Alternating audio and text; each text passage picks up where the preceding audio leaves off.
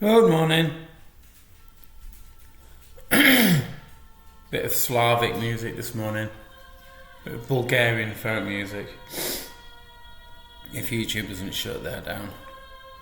But seeing as there's a bit of conflict going over in the east. Allegedly, as we're told. Oh dear. Right. I've had my breakfast. Start with the turmeric. How are you, Sam? I'm fine.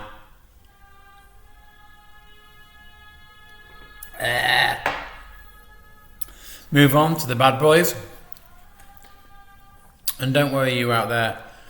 I'm not going to dry swallow these. Sounds a bit sexy, to be honest with you. They're not going to get stuck in my trachea or my my esophagus. They're definitely not going to get stuck in the YouTube.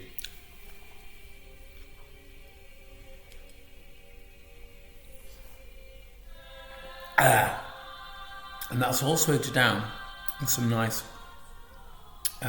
what's it called?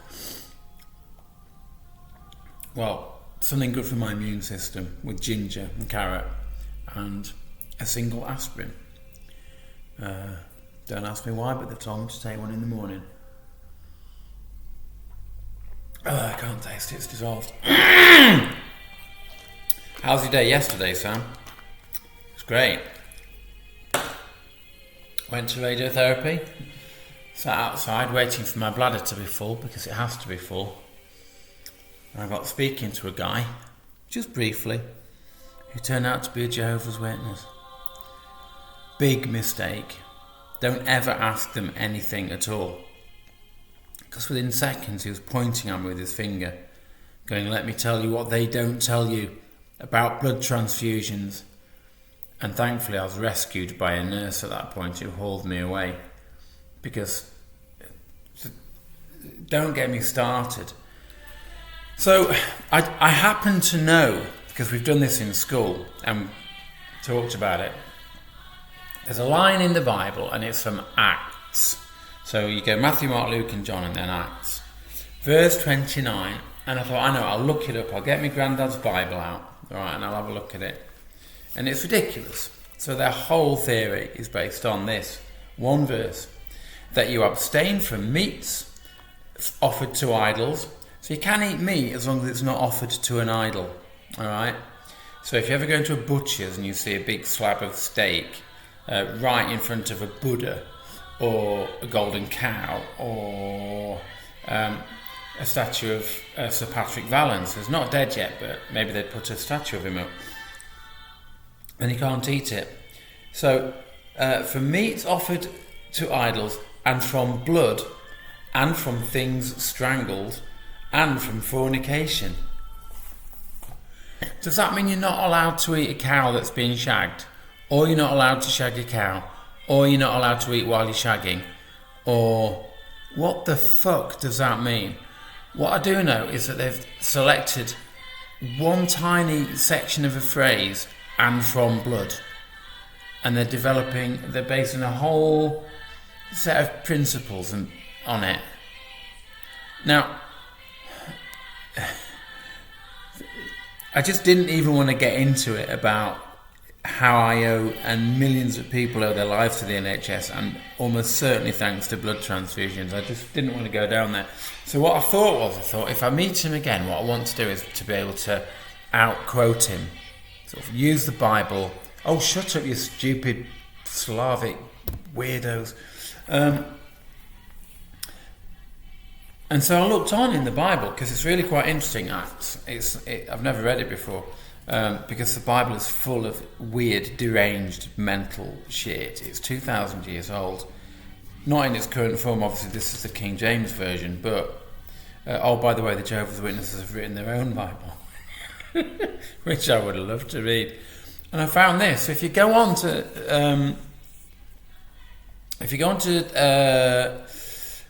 chapter 15 verse 8, it's really good. So it's gone on about St. Paul's journey around Thebes and how he meets all these people. It says, and there sat a certain man of Thebes, impotent of his bowels. Okay, something wrong with his bowels, like me. Behold, Paul spake unto him, lay thee down on this linear particle accelerator, and thy motions will be unchained.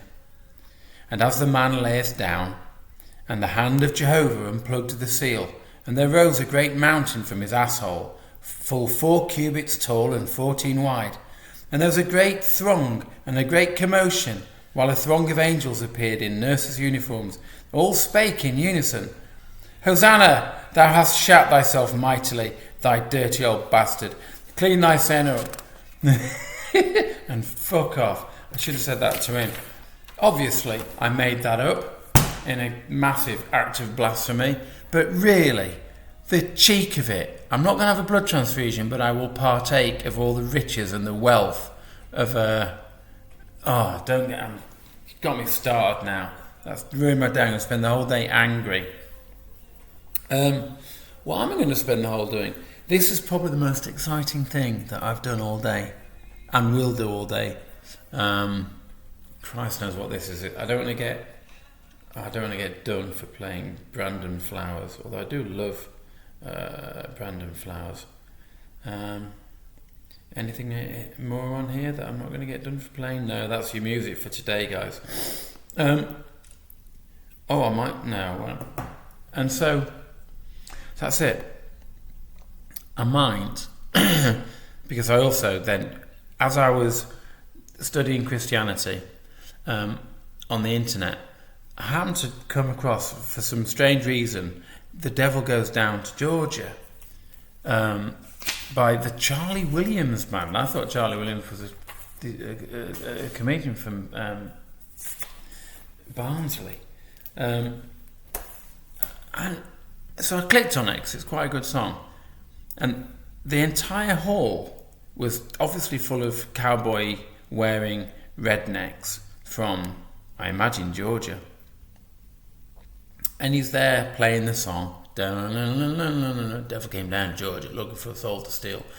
And it's great. It's a great song, playing it fantastically. And the crowd are all whooping along. But at the end, when clearly the young lad beats the devil in a fiddle playing competition, the crowd went fucking mad. Like they were waving their hats in the air like the devil had actually been beaten by this good old boy from Georgia. But they're like, yeah, fuck you, devil, take some of that. Like, what the fuck is going on here? It's clearly a racist metaphor, isn't it? The devil being a black man who happens to play music a damn sight better than that Geordie hillbilly flipping nonsense you pile out in your stupid violins and banjos. But oh god, the world has gone mad, and I'm trying my hardest to stay in it. I guess there must be so much joy left over from the madness. Then maybe it's our job to go in exploration, to go exploring that joy, find out where it all is, and just leave the mad people to themselves. Yeah. The Westboro Baptist Church. God hates fags. Wow. That guy was actually homosexual. Just before he died, he went over the road to say he's sorry to one of the couple of gay boys who lived across the road, and I think he felt him up. Oh, well, that's my news for today. I'm now going to carry on reading this. It's a great book. Have a lovely day, people. Love you all. Bye-bye.